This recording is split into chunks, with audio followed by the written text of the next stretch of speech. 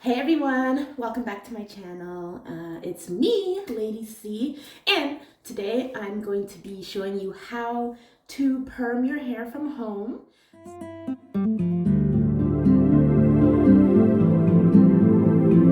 If you're new here, please hit the subscribe button for more hair content just like this. So today I will be showing you how to perm your hair like straight from home. Now, just a disclaimer, I would actually not recommend doing this alone because I'm using an actual professional formula, no base cream hair relaxer.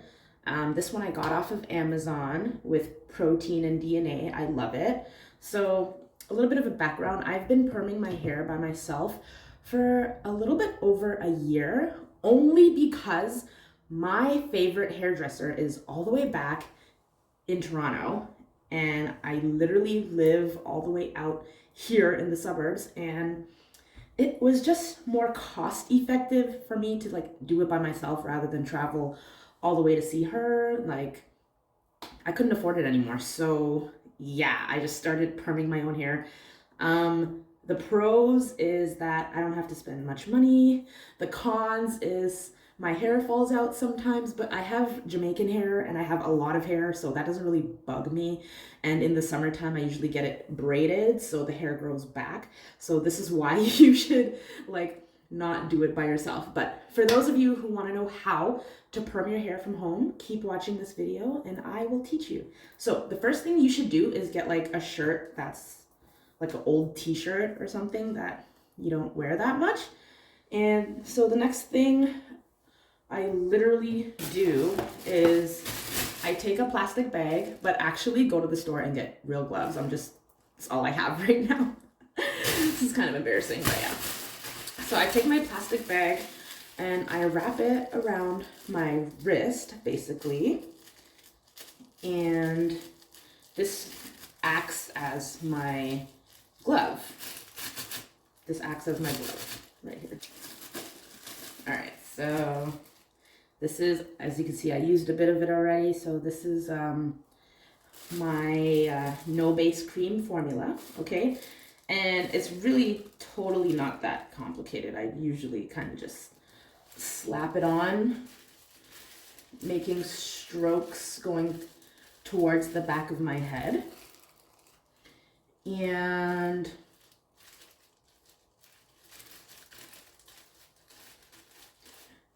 I also use a comb to like lay it down, but I'll do that after. So yeah, you just want to like spread it evenly. I start off with the front and then I get to the middle and then I get to the back. So this is me starting off at the front. Just gonna make sure I get behind the ears. Try not to let it touch your skin. It will burn you. It will leave burn marks on you. That's kind of a con of doing this, like, period. Like by yourself or with the hairdresser. Sometimes it leaves little burns on my head. Sometimes my hair falls out. You know, this is just like, gotta like leave it to the professionals sometimes. But if you wanna try being an independent woman and save money and do it yourself, all I can say is just like be careful, you know, because this is like real chemical. So this is what my head is starting to look like. See that? Do not let it touch your skin at all. Always have like a towel. I have a towel here. And yeah, I'm just kind of going fast, but I usually go like really slow, making sure I get like my sideburns, because that's for the baby hair. And you want that looking nice and smooth. So make sure you always like get the root, you know, start from the root. And just try your best not to burn up yourself. Okay, so I'm just gonna like wipe kind of my ear like that. Okay, so I'm actually almost done here. I'm just gonna do the side. I'm just using my fingers literally to like swipe it on. Okay, and then I'm on the back now. So I'm just gonna make sure you get like the back of your head. Being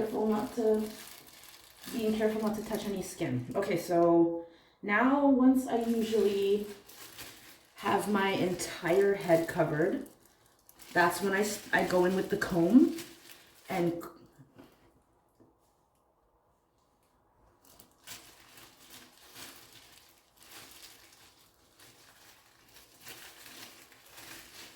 so the entire back of my head should be covered, okay? So now I'm gonna take off my glove, and what I'm gonna do is take this comb and just like comb out my hair, basically. Don't pull it too much, but I'm just gonna like comb it out, kind of. Kind of just like pull the hair back. And when it gets to the back, I just kind of like comb it out, you know, get out all the extra like knots that might be in your hair.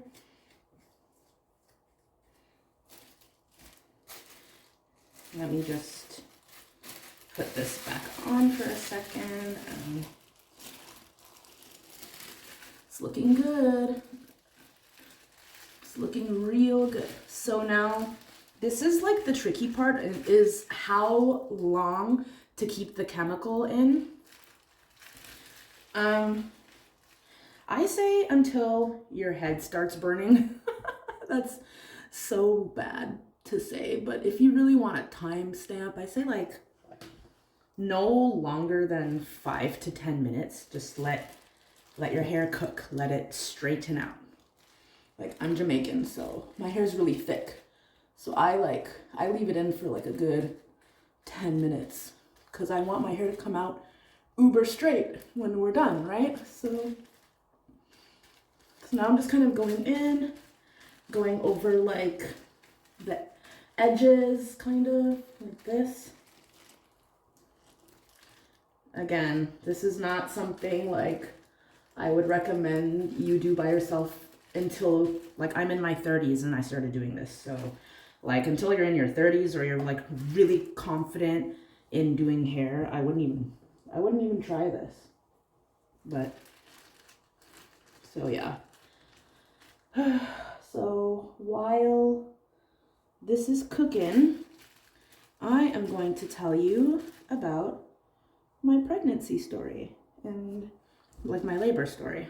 So after I'm done that story, I think we should be good and I could like wash it. So yeah, I ended up being pregnant for only 8 months.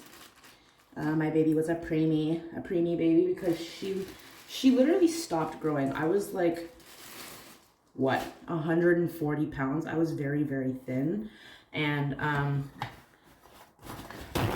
like my stomach was not growing any further.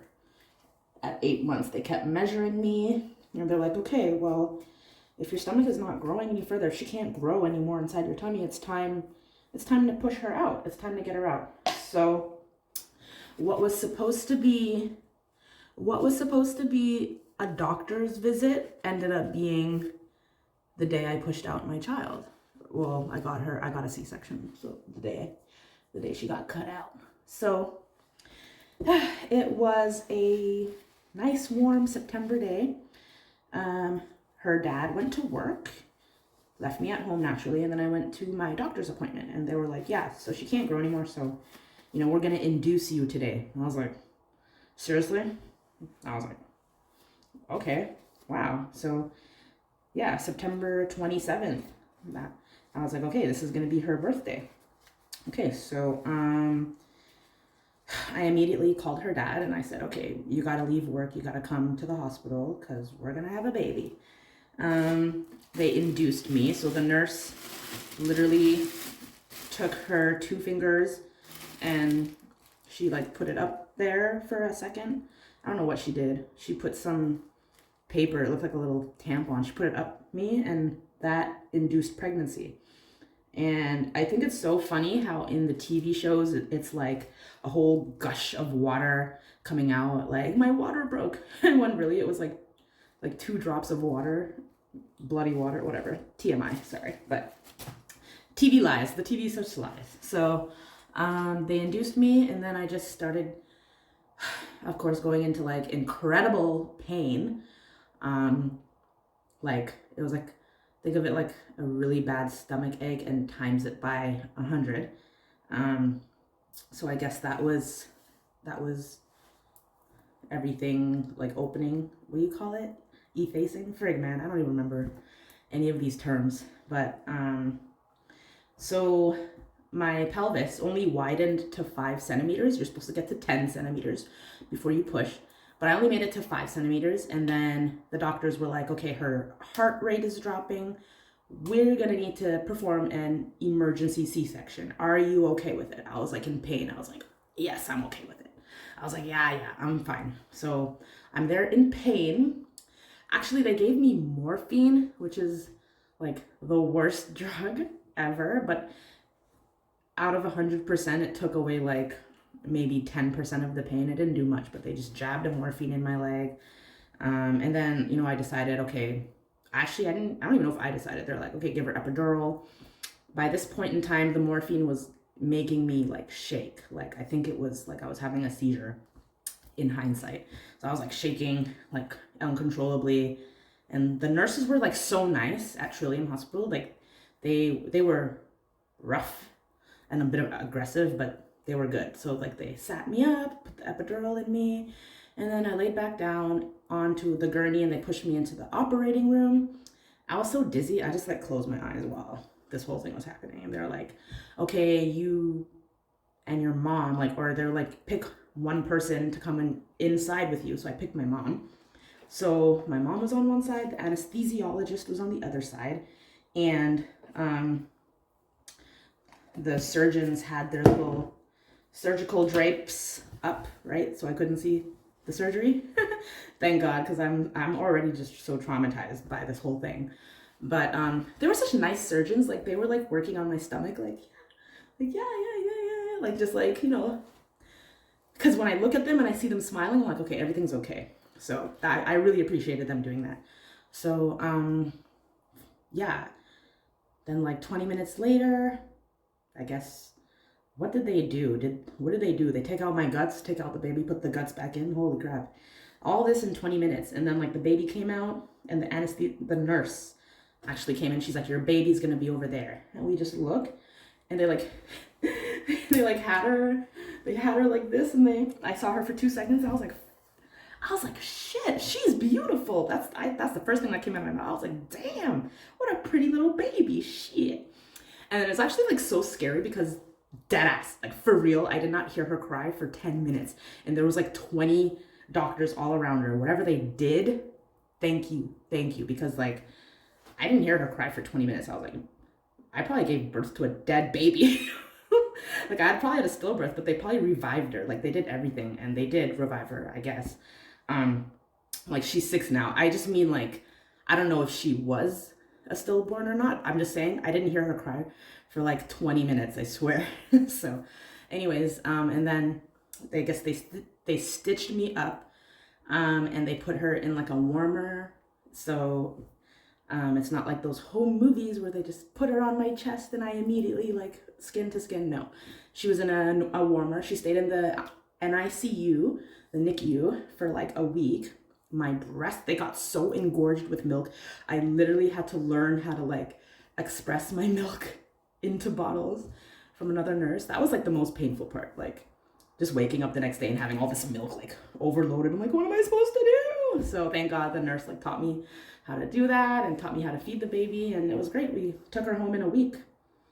And yeah, that was my labor story there. So I'm starting to feel this burn, so we're gonna go wash it off and then I'll show you the results. Oh my goodness, are you seeing how straight this is? Like what? It's totally straight. Hey guys, so I am finished. And I forgot to tell you a little tip. If your hair burns, just drink some Sprite. And something about the bubbles and the bubbly just makes it hurt less. So good. So yeah, this is the end result. As you can see, it looks like I just went swimming, but that's okay. I have this Aunt Jackie's flaxseed oil curling gel. I use it on my daughter's hair, but this is just to like combat any burning sensation that you might have. And also this really helps your hair to grow, but you can use Blue Magic, you can use anything. I just like to slick it like all the way back and to use copious amounts. Use it judiciously over my head just to lock in. Look at this. Are you seeing? Woohoo! Slick Rick. What a difference. So yeah, that is how I perm my hair, and that's how I get it to lay flat so I could wear wigs. Hope you guys liked this little tutorial, and I hope you join me for a lot more hair content just like this. If you like that, please subscribe, leave a comment, and like this video, and I'll see you in the next one. Bye for now.